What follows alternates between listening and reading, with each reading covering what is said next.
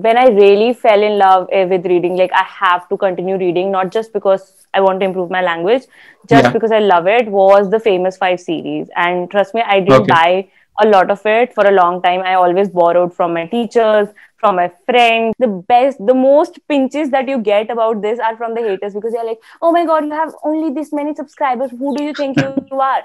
But then, even if you have five people watching you, that's huge. So you have to think about that and stick to your niche because that is the one that is going to get you recognition and not just any random thing you are doing just for the Right. views. Whenever I make a video about ebooks and especially audiobooks, people just go crazy. They never perform that well, okay?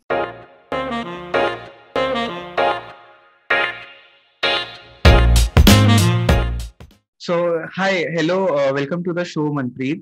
I have been watching your content on YouTube. I have been following your recommendations for a long time now. I have to say this that some of the best books which I have read have come through your recommendations. So, thank you so much for that, and welcome once again on the show. Thank you so much for having me, and you already have made me so happy because that's just awesome. Yeah. So, to start off the show, I want to ask you, like, how did you get into reading books?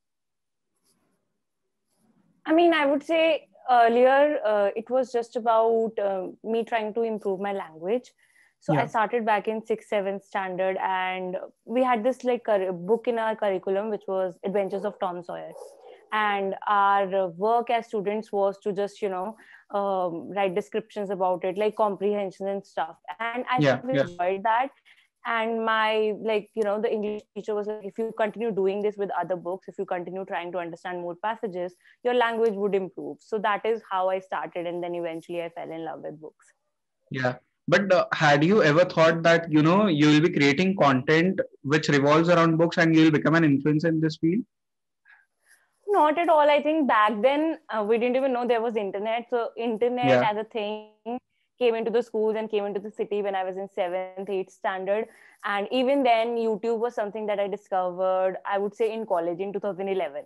Yeah. So I was quite late to the whole YouTube thing. I did not think I would be doing this, but I'm just glad I actually, like, Yeah. I think our generation is very privileged because we have that kind of, platform. So I'm really Right. glad that it happened to me. Yeah. Do you remember your first book, like, which, provoked you into reading more and more? Again, the Adventures of Tom Sawyer, but I would say when I really fell in love with reading, like I have to continue reading, not just because I want to improve my language, just Yeah. because I love it, was the Famous Five series. And trust me, I didn't Okay. buy a lot of it for a long time. I always borrowed from my teachers, from my friends, and that was the most amazing thing. Yeah, I guess Famous Five is like everyone's first, that favorite series. That and the Find Outers. These were some of the books which I remember reading. I want to ask you about your YouTube journey. Like, you started booktubing very early. I guess in India, you and Heli are the only ones who have their own communities of book reading, like people who love to read books. Hey, I just wanted to drop in and say कि अगर आप ये video enjoy कर रहे हो तो subscribe करना मत भूलिएगा. Now you can continue watching the episode. So, how did you build that, YouTube community, YouTube followers? So back when I started, there was nobody in India who was doing BookTube. Yeah. I started back in 2015. Building a community was, that I think was a byproduct because I wanted to talk a lot about books and share that, Yeah. especially because I felt like, you know, the newspapers and print media that run the reviews, there was Yeah. something I personally could never understand. I never could find out or make my Yeah. decisions on the basis of that because I found them very bland. And I was like, if I have read a book, and people, like, sometimes even your college friends ask you about a book, and I do not have, sometimes you do not get the time to explain about the book in Right. 15 minutes or 10 minutes, but then on YouTube you can do that. So I started with that, just making sure I document the process. And even before that, I was blogging, so I would blog about it, and then I was Yeah. like, let's make videos about it. So that's Yeah. how I started, and the community just came because I just stuck to it. And more and more people discovered booktube, and then more and more Yeah. people Yeah. joined booktube. Even Helly and everybody joined after me. And it was just like, even these people who have started doing booktube, I mean, they are my best people on YouTube because because they love books. Yeah. So you are like the pioneer of book tubing in India. Congratulations on that. You recently started a lifestyle page as well, right? I On have always, YouTube. no, that's the thing. I have always had it. So I'll tell you my story. So Yeah. I didn't know I wanted to make videos about books. Okay, so I was Yeah. trying to do everything. I was a blogger, so I was talking a little bit about blogging, a little Yeah. bit about beauty, fashion, and books. And I then discovered this thing about vlogging, family vlogging, or just Yeah. Yeah. documenting your life. And I love that because I've always been journaling and documenting in text format. I was like, let's do it in video. So books channel that came out to be, and after that I wanted to do vlogs as well, so I made a separate Yeah. channel.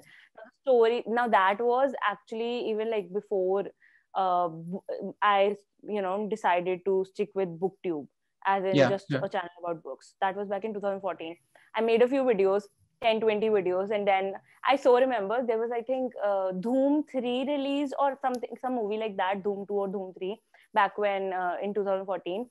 And I went to watch that movie and I decided to talk about it. Okay, and I made a vlog about it, and there was this Yeah. massive hate comment. Person was like, who do you think you are? Nobody wants to see you talk and all that. I was so discouraged, so I stopped that channel, deleted all of those videos, and just stuck with the books for a long time. Yeah. But then I wanted to do it, so I just started again. So that channel have existed since a long time, since pretty much like 2015-16, but it didn't grow so much. Like now we have recently hit 10,000 subscribers because Yeah. it's just my document, so it's random. It Right. is not something I could grow that easily. So yeah, it has existed since a while. Okay. So you talk about hate comments, and how do you deal with hate comments? Like, I'm sure even on your BookTube channel, you might have gotten some of those because, authors have their own followers. So I'm sure that has happened. So how do you deal with that? Oh my God, that is something that, I have learned to accept as a part of this. I have had authors, like if I gave a bad review about the book, Yeah. I so remember this author. Now this author, like even now we are in touch, but the relationship is so sour because this author was a teacher, okay?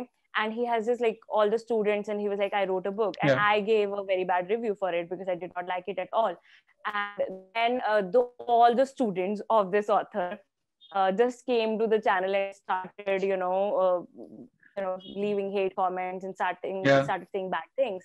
So that keeps happening to me. My way to deal with it is that, I know there's a lot of positive comments and there's a lot of negative comments. And after a while, you get so busy in creating the content and actually looking at the positive side that Yeah. negative comments do not impact you that much. But Right. sometimes they do. That's just Yeah. how this profession is like. Yeah. So I have started getting these hate comments now, and I am in that process to, what should I do right now? So I just wanted to ask you that. And it's tough to deal with those comments sometimes because they can be harsh. And I have received a lot of those in, past 3-4 months. So yeah. I also want to ask you, like, you run two channels, you have Instagram as well, and you are a proper content creator now. So I am sure there's a lot of anxiety and all the stress of creating content. How do you deal with that? Because like now I have an episode releasing on Sunday. There's like still 3 to 4 days, and I am anxious from now. Like I don't have the thumbnail, I don't have the edited video right now. So how do you deal with all those things? Hmm, that's a tough question because when it comes to feeling, so I'm a very anxious person anyway. If you ask me to Yeah, travel or Manpreet, I want to meet you, I'll try my best to not meet you, even when I want to. So I'm that kind of anxious yeah, person. I can't just get out. But when it comes to making content, it's so natural for me. So I don't feel that kind of anxiety. And, I do not put that kind of pressure on myself that I have to get a video up. So there yeah, was this pressure a few years ago, but then I just started to discover I was not enjoying the process if I was just yeah, pressurizing myself and getting anxious over this, because then again me trying to avoid, so I would try my best to avoid that. So to just cope up with that fact, I sort of like, in my mind I have detached myself from the process of I have to get successful and stick to yeah, this upload schedule. So I try to post whenever I want to. And that is how I just, cope up with it. Moreover, one more thing that helped was delegation. So earlier I used to try and do everything by myself, and I have done that for like now 4.5 years. Then I hired an assistant, and my assistant did not know a lot about YouTube, but the little bit that she helped, that opened my eyes up. Like, you can actually get help and make your life easier that way. So now even my husband is helping me out with the editing part, so that gets easier. But I would not recommend it to a beginner because you do not have the resources to delegate right away. But after a few years, you should definitely look into that and delegate. So actually that's a good advice, because now I have started delegating my tasks and my team handles a lot of stuff. But then there's this issue. I sort of micromanage everything, so they are irritated with me that you just interfere a lot. And this is a good segue to ask you this question. You have done YouTube for like four or I guess 5 years. What are few lessons that you have learned and you'll like to give it to the others who are just starting out? I think my biggest lesson comes from like the kind of hate comment I've used to get, because see, my channel is very niche specific, right? It's books, and the audience of books is already very niche, and then the channel about books. So the growth has always been slow, and the growth is like that. So a lot of people came to me and said, the well-wishers, they were like, you should diversify because nobody read about books. Watch a channel about just books, right? You are not going to grow that much. And then there were people who just did not like my video. So those I ignored, these well-wishers. Now you would want to take their advice, right? But I am happy that I did not take their advice. Because if I had taken that, then I would have become just another lifestyle channel, right? And right now, the kind of recognition I have gotten, the kind of features, the kind of people that I know because of BookTube is massive, right? But because I stuck to this small niche, a very specific niche, and I stopped caring about like the numbers. A lot of people get into the vanity factors, and even the haters, the most pinches that you get about this are from the haters, because they're like, oh my God, you have only this many subscribers. Who do you think you are? But then even if you have 5 people watching you, that's huge. So you have to think about that and stick to your niche, because that is the one that is going to get you recognition, and not just any random thing you are doing just for the views. So that's very on point, accurate about the followers. People don't think about it this way, that if you have 100 followers, when you are in front of 100 people in a room, that's a huge amount. It's just numbers on social media. In real life, it's not. So I think so a lot of people need to understand that. I like what coming back to the books that you have read. My audience is in the age group of 20 to 30, or maybe 30 to 33. So what kind of books should they read now? I think they should not even be thinking about what kind of books they should read now. Read what you want to read, even if it's children's fiction. I still read Frances Hodgson Burnett and even Enid Blyton. Whatever you enjoy, you should read that, because now I'll tell you, once you finish college, things get super hectic. Everybody says, do your college, do your studies, and life would be easier, life would be tougher there. You have the most amount of time in college. But after that, you have to be very specific about reading what you like and what helps you out. If your current focus is you want to get a better job, you want to focus on your read those kind of books. If your current focus is that you are really stressed about what is happening at your workplace, and your colleagues are stressing you out and stuff like that, you need stress relief, and read a feel good book, or read an Enid Blyton book, whatever makes you feel happy. So stop trying to figure out what you should read what you want to read. Correct. So I have dealt with this issue. I love to read Enid Blyton still now. And a lot of people tell me that's a kid's book. How can you read that? I'm like, I just love that book. How is it a kid's book? If I love it, I want to read it. And it's as simple as that. So, I want to ask you about authors, because you have read a lot of books. According to you, who is one or maybe 3 most underrated authors right now? That's a tough question. Should I answer as Indian authors or any author? Any author. I would say, okay, they are not underrated. I would say just people should be talking about them more. from Hindi, Satya Vyas, he is pretty popular right now, but I feel like Yeah. the massive ones that are popular, they are not that good, and these ones are the good ones. And so Menak Dhar is somebody I like a lot, Hmm. you know, because his content is just amazing, Yeah. and I would like to see him at the level where other authors are who are not even writing that good books. Right. And who else? So that was a tough question. I should have prepared for that. I need to take a look. Anuja Chauhan. I mean, she's super popular, but the Yeah. kind of like you would say contemporary fiction she writes, nobody is doing it in India. Nobody Right. is doing it as well in India, but other ones are selling more and she is selling less. That's just my assumption. But you know, people should be talking about Anuja Chauhan more than the other authors that Yeah. they usually talk about. Yeah. And what are like the three books which you would give to anyone? Like no genre specific books, just three books which you love and you'd gift it to anyone.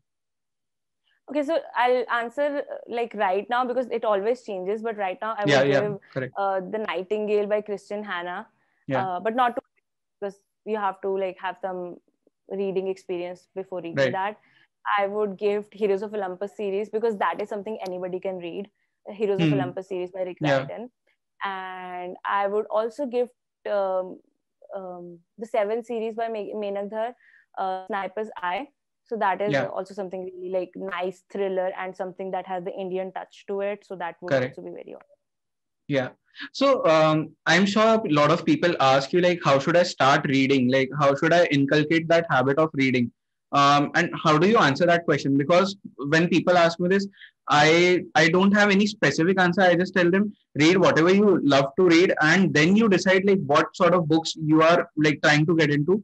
What is your answer for that? I would say you are never going to read anything if you are always thinking what are you going to read or what you should read. Yeah. The actual reading happens when you actually sit down with the book and read. So your Correct. goal should be picking up a time and picking up a number of pages you want to read, and maybe start with just 10 pages a day. So just sit down and read any book right now. You just have to finish 10 pages. Once you have done that for a week or 2 weeks, you'll naturally start, you know, Yeah. wanting to continue this habit, and then you can pick up any good book, any kind Right. of book you want. Yeah. And why should people read book? Like, why should they start reading books? I think the answer to that is very specific to every person. Yeah. I feel like any kind of problem you're going through, that is something that can be sorted through books. You need stress relief, can be done through books. You need ideas.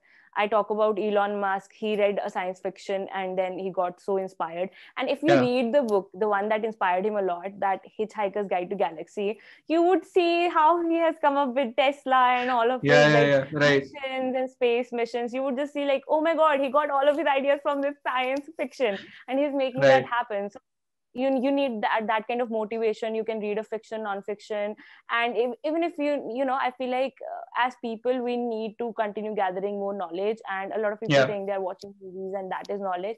That is not knowledge. That is just you wasting your time, because that's very passive. You have to Correct. actively involve yourself in learning something new, and that is something you can do through books. So books Yeah. open you up to new experiences, new learning, and then I have an endless list, but it depends on you. Tell me your Yeah. problem that you have and I'll tell you how you can solve it with books. When I was an engineer, I finished my engineering and I was sitting for the placements, right? My first job in an MNC, for the coding profile, Yeah. was on the basis of my blog where I was talking about books. I talked about how, you know, I wrote this review and the author himself, Paulo Coelho, retweeted it and stuff like that. I Yeah. got that Yeah. job because of that. I have gotten so many opportunities, you know, because of what I have been reading and what I've been, you know, documenting. So it's not Yeah. just that YouTube, I'm doing YouTube, that's why I've achieved it. I have been reading, that's why I've Right. achieved all I've achieved. So yeah, that has helped me a lot. Yeah. So what is the future of Indian booktuber now? Like, what is that one goal which you want to achieve now? I do not have any specific goal. I just want to continue talking about books and just books, Yeah. and you know, make sure I am discussing more about Indian authors and stuff like that. I do not have a specific goal, because I'll tell you what: if you're starting a booktube channel, if you have your goals, you are going to be very tempted to diversify or do Yeah. something that will help you get the numbers, right? Right. So I also did that for a while, and I was like, this is not making me happy. I want to just follow this passion of talking about books, and that's why I've stopped having these kind of goals. I only have reading Right. goals, and I only have goals about documenting those reading those books, Right. right? So those are Yeah. my only goals. Yeah. Do you think YouTube can be a good career option now? Like after what happened in 2020? Yeah, it is definitely a very good career option, but not in my niche.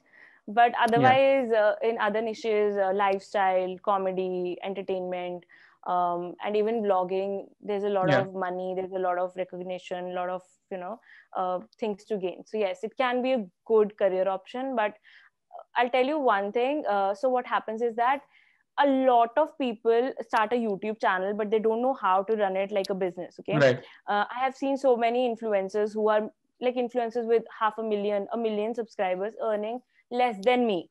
Okay. Why? Because they're not running it like a business. They're not like diversifying Right. their income sources and stuff like that. So I would say, if you are thinking of it as a career option, do not think about how many subscribers you need, because you do not need subscribers. You need, an authority, and you need to run it like a Right. business. You need a business model, not subscribers. So keep that in mind. Correct. Yeah.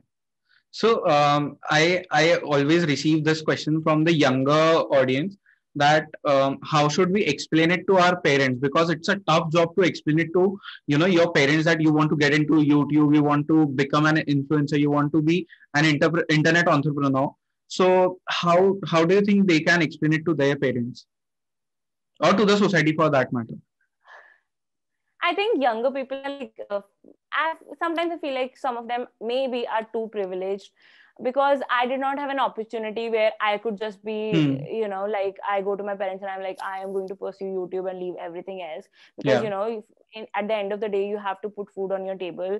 And yeah, some people might think my parents are going to pay for me until I get successful. I have never been that kind of person. Yeah. I mean, I started earning and paying for my own pocket money back when I was like in fourth, fifth. I used to give Yeah. to students, and that's how I started earning.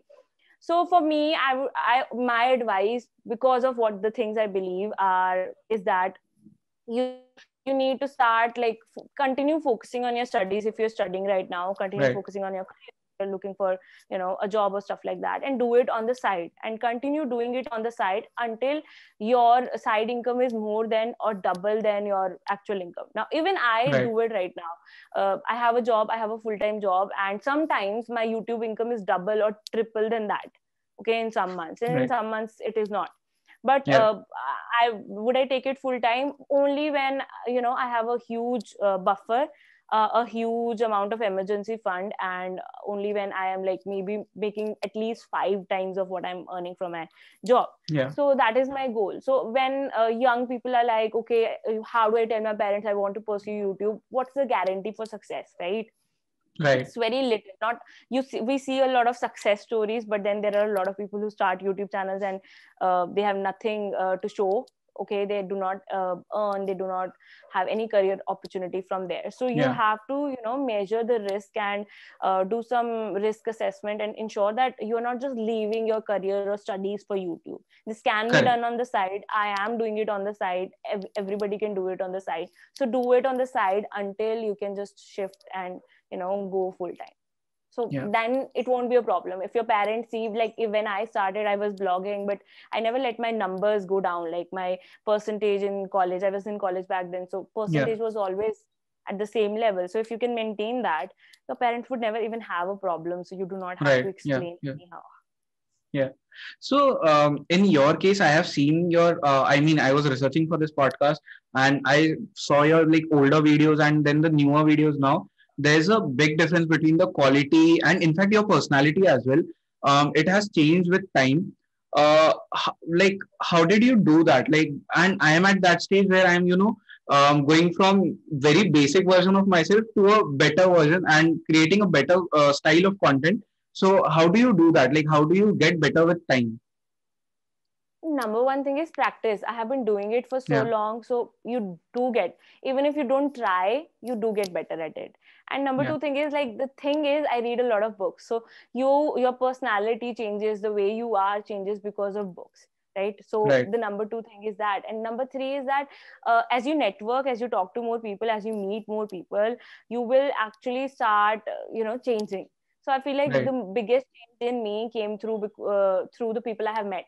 So I was in Chandigarh, then I moved to Delhi. Now I'm back in my hometown, and now Yeah. at my in-laws place. But I met a lot of people, and I met a lot of people from different industries, and different kind of people, so that impacts you a lot. So I Right. would say, if you want your personality to change or get better, do all of these things. Keep practicing what you're practicing, not just YouTube, any sort of career that you are in, and you want to get better, and you want your Right. personality to shine there, you have to continue working at that. And then you have to just make sure you're reading for your self development, because that Yeah. really helps. That is why I love reading. And then you should meet a lot of people, because that Right. changes you. Okay. So before we end this podcast, there are two questions. One is, what are your favorite non-fiction books? Okay, so right now, I have loved the book How to Win Friends and Influence People. That Yeah. is, you know everybody talks about it, but I have loved it really a lot, Yeah. because if you see my personality, you have researched about it. I am not a person that comes out as a very friendly person. I Yeah. have never been that person. Even in my school, I know people who can come and talk to me now, because now they see me on YouTube, and they Yeah. Yeah. kind of know me now.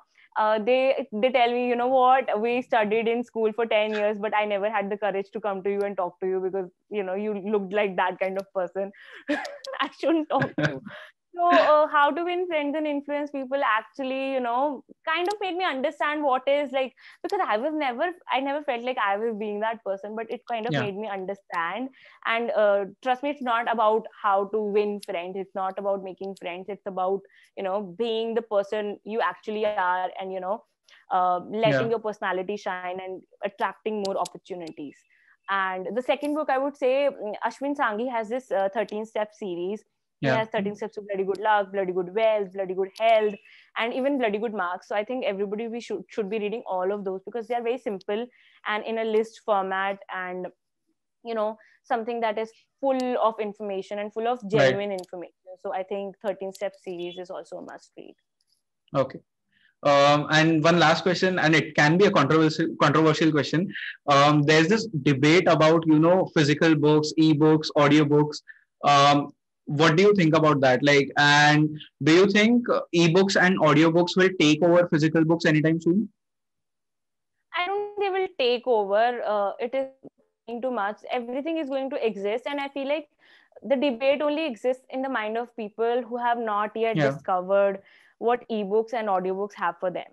So if you're Right. in college, most probably you are going to be the person who's like, I'm going to read only paperbacks.